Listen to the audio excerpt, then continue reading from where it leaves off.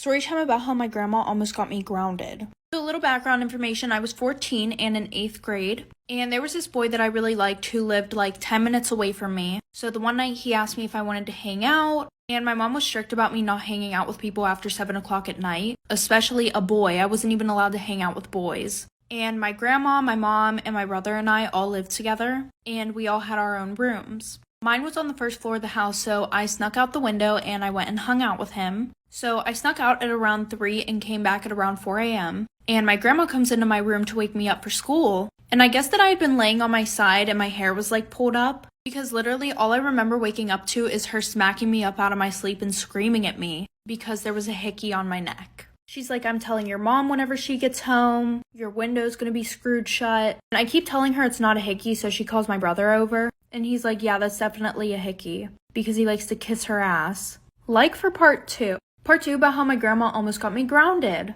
So like I said, she's like, I'm telling your mom, and I keep telling her that it's not a hickey. And thankfully, my mom already went to work. She had work at 6 a.m. So I get on the bus, I go to school, and I'm talking to my friend and telling her about how I'm literally going to be crucified whenever I get home. And she told me about how her older sister was in like the same situation that I'm in now. So she texted her older sister asking what she did because she never got caught. And I was like, okay, well, if she used makeup, my mom's going to find out because she's not dumb. Well, apparently her older sister burnt herself with a curling iron. Yes, literally burnt herself, but she ended up getting away with it. So fast forward, I get home at around 3 o'clock and I sneak in through the back door so that way my grandma won't see that I came in the house, because she literally would have made me sit in the living room until my mom got home. So I go upstairs and I burn myself with a curling iron, which is not fun. Like for part 3.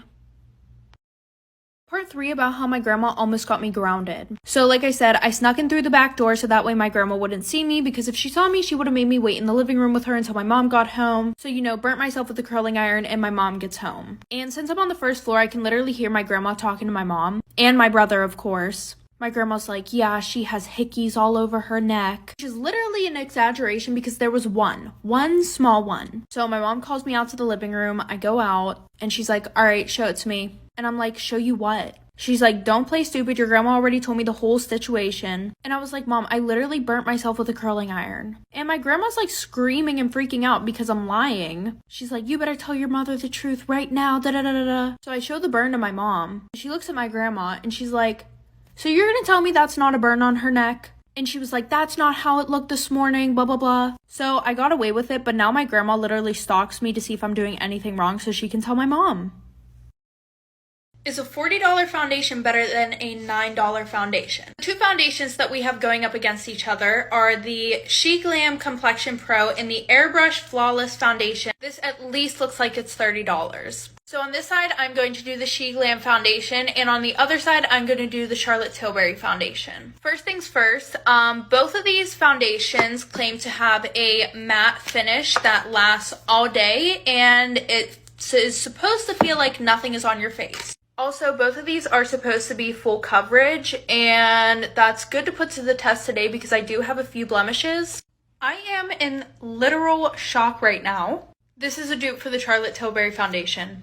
$9, $40, no beauty filter. They both look and feel the exact same way. Run. Do not walk. Run. And everybody can run because there are 30 shades.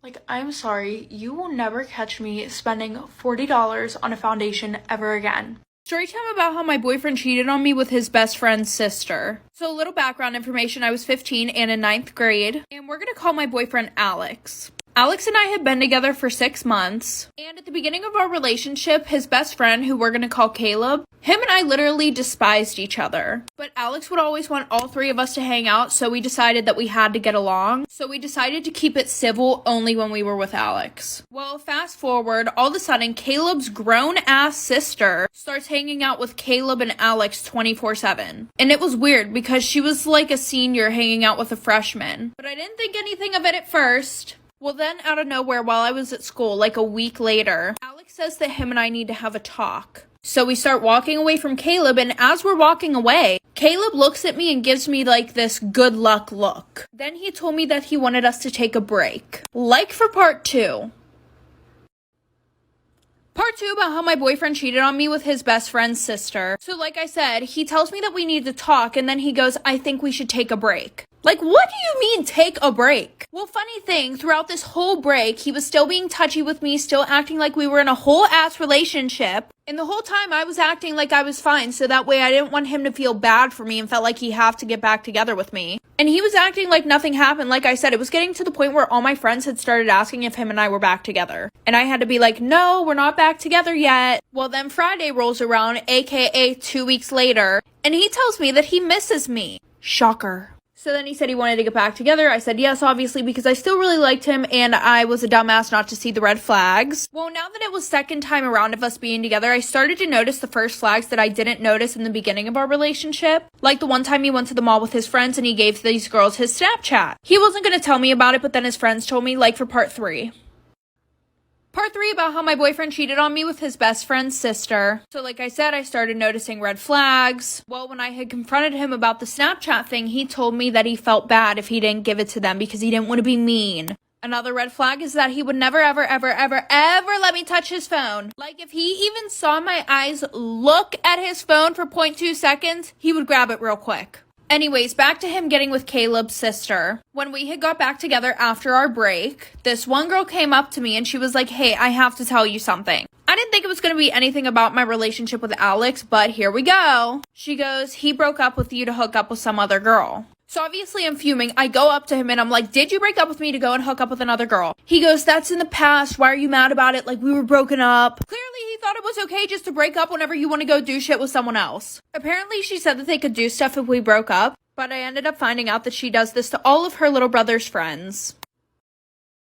Story time about how my best friend and I were dating the same guy. So a little background information, I was 15 and it was my freshman year of high school. And I had been dating this guy for 3 months who we're gonna call Jacob. He was a part of the popular group and was known for cheating on all his past girlfriends. But why would I see that as a red flag? Because I'm fucking dumb. Anyways, of course he was cheating on me too, and people would tell me that. First I wanted to leave him, but the problem was he came from a super rich family and he was really cute. So in reality, I really only wanted to stay with him so that way he would keep spoiling me with expensive gifts. He would literally buy me anything and everything I wanted. So my best friend, who we can call Taylor, she came over for a sleepover. The whole night we talked about Jacob cheating on me and she asked me why I had not broken up with him yet. So I told her why I wouldn't leave and then she hyped me up. She was like, period sis, do what you gotta do. Well then I came up with this super good plan for my best friend and I both to get gifts from him and use him. So then I came out and I said, you should be his side chick. Like for part 2.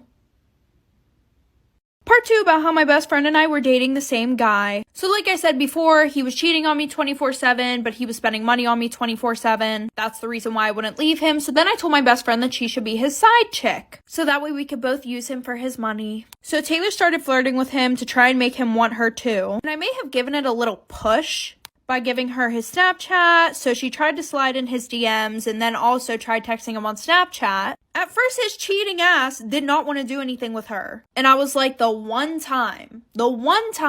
Anyways, he was like, I'm with your best friend right now. I don't think we should do this. But of course, like all boys who cheat, he ended up meeting up with her. And they started sneaking around. Meanwhile, I knew all the tea. Taylor was telling me everything. Taylor started getting things from him 24/7 and he looked so stupid. Well, then we decided to fuck with him one more time. Like for part 3.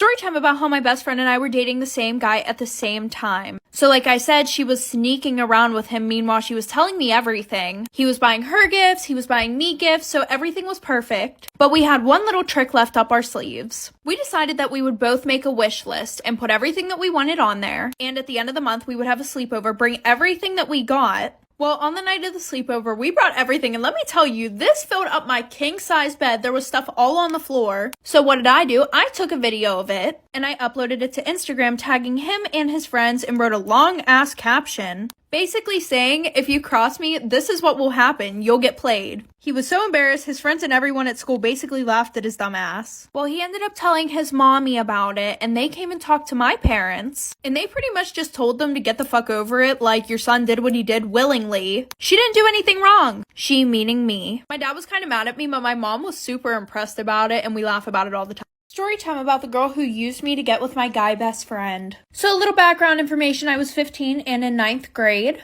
Well, at the end of summer, right before school started, this girl named Liv added me on Snapchat.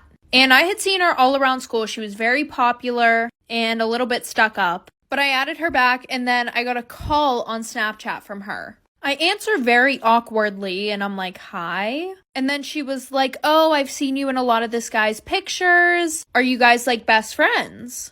And I'm like, yeah, sort of. And she goes, have you ever thought about dating him? It was just an extremely weird out of nowhere conversation. Anyway, so fast forward 2 weeks, I walk in the first day of school with my best friend Tommy, and Tommy and I have like every single class together. For some reason, Liv thought that we were friends and she would come and go as she pleased. Like Tommy and I would be standing at my locker, she would come over. Anyways, fast forward to chemistry. She walks in the class, winks at Tommy, like for part 2. Part 2 about the girl who used me to get with my guy best friend. So like I said, we were in chemistry, she walks in and she winks at Tommy. And I look over real quick and I realize that her nails were vermilion. That's Tommy's favorite color. And by the way, like I said before, I did not know this girl at all. We had never hung out. She never talked to me before this. Not to mention, anytime that her and I talked, she would only talk about Tommy. Fast forward a couple days, we're in chemistry, and somehow she got her assigned seat next to me. And she was like, hey, do you want to study for the chemistry test together?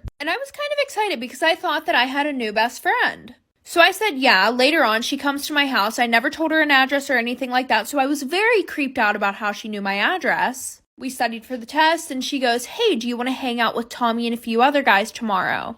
Well, tomorrow was the day that I was going out of town. So she goes, okay, maybe next week. After being out of town, I came back on a Saturday, and the next day I get a text from Tommy, like for part 3.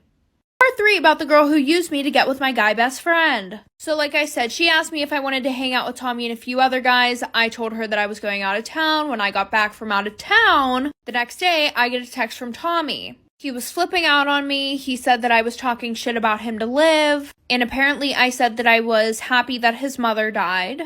And a bunch of other bullshit. Well, after that, Tommy cut me off, so I was lonely, and I started hanging out with Liv more, even though she said that terrible stuff to Tommy and made him cut me off. So fast forward a year, he is a new best friend, right? I get a DM from her on Instagram saying like, hey, did Tommy used to be your best friend? Pretty much everybody knew what happened between me and Tommy, but she was like, that girl that you're best friends with is dating him now. And then he completely cut me off. So technically, she used both her and I to get with Tommy. But after dating for literally like 2 months, he cheated on her because she slept with 5 other guys. Story time about how my best friend waxed off my eyebrow in my sleep, so I cut her hair. So a little background information. I was 14 and in 8th grade, and my best friends and I were having a sleepover. And right before we had went to sleep, we were all talking about this one TikTok trend that was going around. It's like this trend where girls would go and put wax on their boyfriends while they were sleeping and then take it off. Well, I didn't think anything of it, so that night I went to sleep. I should have knew this was gonna happen because I'm always the butt of the joke whenever it comes to our friend group. Like, I'm always the one getting picked on. Like, there was this one thing that my friend Ashley saw online. It was like, if you put white nail polish on your teeth, it would make your teeth whiter. So who did they decide to try it out on? Yup, me.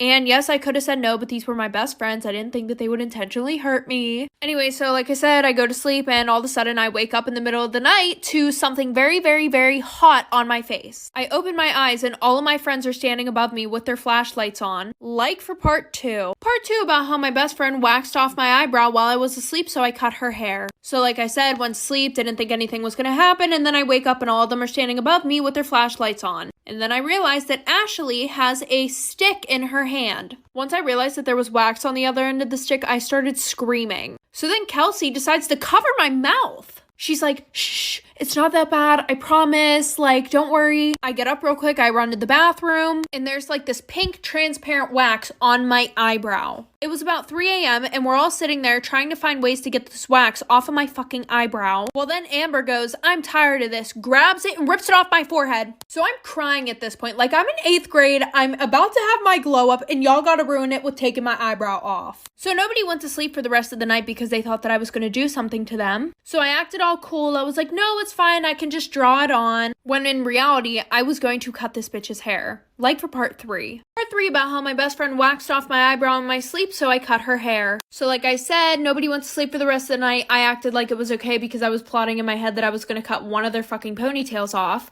So I go over to their house next week, and every single day that week they were telling me how good my drawn on eyebrow looked. It didn't actually look good, and none of my hairs were growing back. So around 12 o'clock, all of us are ready to go to bed. I'm laying down, pretending that I'm sleeping, and they think I'm sleeping, so they're over there talking shit about me on her bed, Ashley's bed. I wasn't sure which one's eyebrow I should rip off because the one ripped off my eyebrow, but then the other one put the wax on my eyebrow. They were like, she's sleeping. I don't think she's gonna do anything. She doesn't even have the balls to do anything. So around 4 in the morning, everybody is dead asleep. I get up, and Ashley had her hair in a ponytail. So that was easy enough. I grabbed a pair of scissors out of my book bag, and I cut her hair off.